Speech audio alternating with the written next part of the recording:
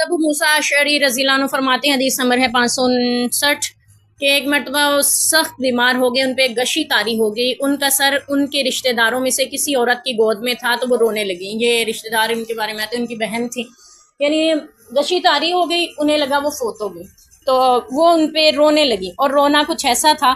ابو موسیٰ اشعری کہتے ہیں مجھ میں اتنی طاقت نہ تھی کہ میں انہیں منع کرتا۔ پھر جب ہوش آیا تو کہنے لگے میں اس شخص سے بری ہوں جس سے محمد صلی اللہ علیہ وسلم نے برات کا اظہار فرمایا۔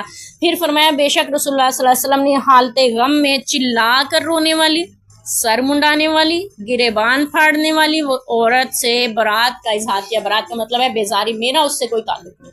آپ نے حدیث کا مفہوم ہے وہ ہم میں سے نہیں جو گریبان چاک کرے، جو اپنے رخسار پیٹے، جو یعنی چلا کر روئے، وہ ہم میں سے نہیں۔ چلا کر رونا بین کہلاتا ہے۔ تو ان کے بارے میں یہ بھی آتا ہے کہ اچھا انہوں نے ابو موسیٰ اشعری رضی اللہ عنہ نے فرمایا کہ میں بھی اس شخص سے میرا کوئی تعلق نہیں ہے، حالانکہ بہن ہے اور دنیا سے جا رہے ہیں بھائی، لیکن اس وقت میں بھی کہہ رہا ہے میرا بھی اس سے کوئی تعلق نہیں ہے جس سے میرے نبی کا تعلق نہیں ہے۔ صحابہ اکرام اپنے رشتوں کو بھی نبھاتے تھے تو رسول اللہ کے حکم کے مطابق، اور تنبیہ بھی کر رہے تھے اپنی بہن کو کہ نبی پاک نے فرمایا میرا اس سے کوئی تعلق نہیں ہے، اس لیے وصیت بھی ہو گئی کہ اب تم نے ایسا نہیں کرنا۔ وہ بھی فوت نہیں ہوئے تھے، تو یہاں سے ہمیں پتہ چل رہا ہے کہ یہ سارے اعمال حرام اور منع ہے، شریعت میں جائز نہیں ہے، اور آپ صلی اللہ علیہ وسلم نے فرمایا میرا ان سے کوئی تعلق نہیں ہے جو کوئی ایسا۔ حدیث نمبر ہے 660، حضرت عائشہ رضی اللہ عنہ فرماتے ہیں جب نبی پاک صلی اللہ علیہ وسلم کے پاس زید بن حارثہ، جعفر، عبداللہ بن رواحہ کی شہادت کی خبر آئی، پیچھے بھی ہم نے یہ حدیث پڑھی تھی، تو آپ بیٹھ گئے، آپ کے چہرہ پر رنج کا اثر معلوم ہو رہا تھا۔ میں کواڑ کی درد سے دیکھ رہی تھی، یعنی دروازے کے درد سے دیکھ رہی تھی۔ اتنے میں ایک شخص آپ کے پاس آیا، اس نے حضرت جعفر کی عورتوں کے رونے کا ذکر کیا، آپ نے فرمایا انہیں منع کر دو۔ چنانچہ وہ گیا، اس نے منع کیا لیکن وہ نہیں رکی۔ دوبارہ پھر آپ کے پاس آیا، آپ نے فرمایا نہیں مانتی تو انہیں منع کر دو۔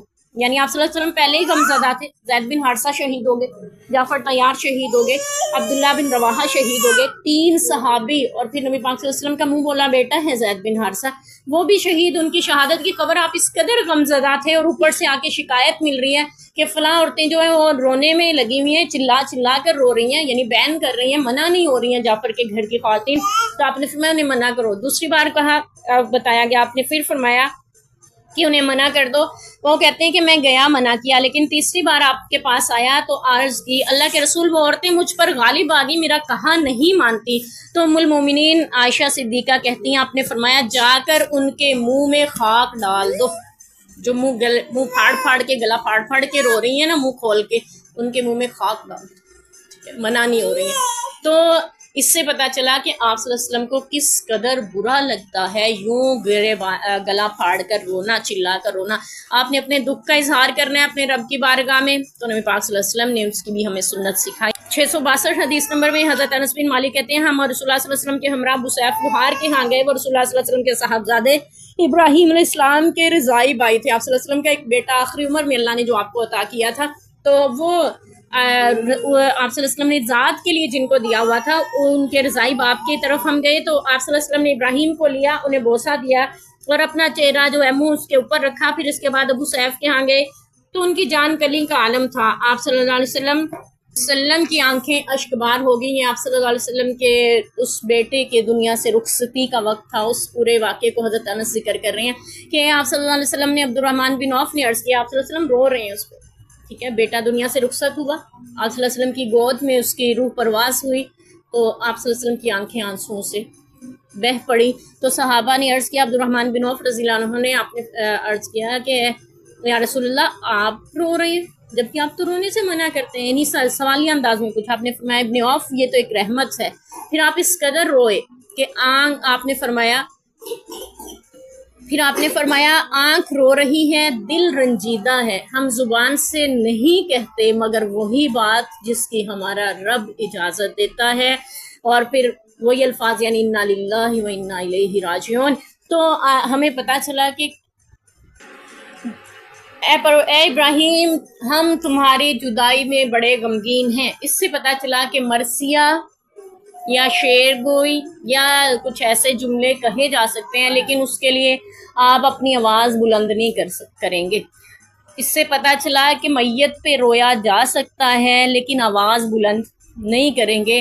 دل کے غم کا اظہار کیا جا سکتا ہے، دل کی تکلیف کا، لیکن اس میں بھی آواز اونچی نہیں کریں گے. صرف فرق اتنا سا ہے. ٹھیک ہے، آپ نے رونا ہے، ظاہری سی بات ہے، ایک صدمہ ہوتا ہے، انسان کو چوٹ لگتی ہے اس کے دل پہ اور اس نے رونا تو ہوتا ہے، لیکن اس کا انداز کیا ہے نبی پاک سکھا رہے ہیں. آپ نے اس کے بارے میں کچھ جملے، جی یہ نہیں ہے کہ آپ نے فرمایا، پیچھے بھی ہم نے حدیث پڑھی کہ آپ اس کے بارے میں جو لوگ کہہ رہے تھے کہ اچھا تھا، نیک تھا، اس پہ واجب ہو گئی یعنی جنت، اور جو جس کے لیے کہا جا رہا تھا وہ اچھا نہیں تھا تو اس پہ واجب ہوگی جہنم. تو لوگوں کی گواہی، اس کا مطلب ہے لوگ بات ضرور کرتے ہیں جب کوئی چلا جاتا ہے. جیسے کہ نبی پاک صلی اللہ علیہ وسلم نے بھی فرمایا کہ ابراہیم تمہاری جدائی سے ہم بڑے غمگین، اپنے بیٹے کو کہہ رہے ہیں حالانکہ وہ دنیا سے رخصت ہو چکا.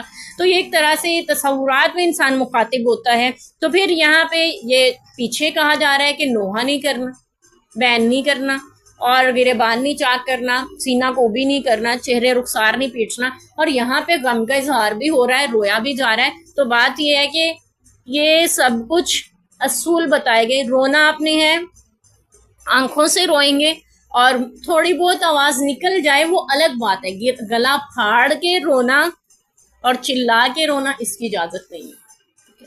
اور غم کا اظہار آپ کر سکتے ہیں کہ یعنی چلے گئے ہیں، ہمارے قریبی ہیں، عزیز ہیں دنیا سے، تو ہمیں یہ صدمہ لگ رہا ہے، ان کی کمی محسوس ہو رہی ہے، ایسے بات کر سکتے ہیں. لیکن اس میں بھی اونچی آواز سے ہائے کیوں چلا گیا، جیسے بازو اٹھا کے بین کیے جا رہے ہوتے ہیں، وہ جائز نہیں. ٹھیک ہے، تو اسی طرح یعنی اپنے دل کی تکلیف کا اظہار کیا جا رہا ہے تو سینہ پیٹ کے نہیں کیا جا رہا، الفاظ کے ساتھ کہ ہمیں صدمہ بہت ہے. آپ صلی اللہ علیہ وسلم روئے اور روتے رہے، پھر روئے اور پھر کہا دل رنجیدہ ہے مگر ہم اپنی زبان سے وہی بات کہتے ہیں. یعنی آنکھوں سے اشک بہ رہے ہیں، دل بہت غم سے بھرا ہوا ہے، اس کے باوجود بھی اپنی زبان سے وہی کلمات ادا کریں گے جو اللہ کو پسند ہیں. اور وہ کیا ہیں؟ انا للہ و انا الیہ راجعون، جس کا قرآن پاک میں اللہ نے ذکر کیا. ان کے تکلیف پریشانی آتی ہے تو وہ کہتے ہیں انا للہ و انا الیہ راجعون.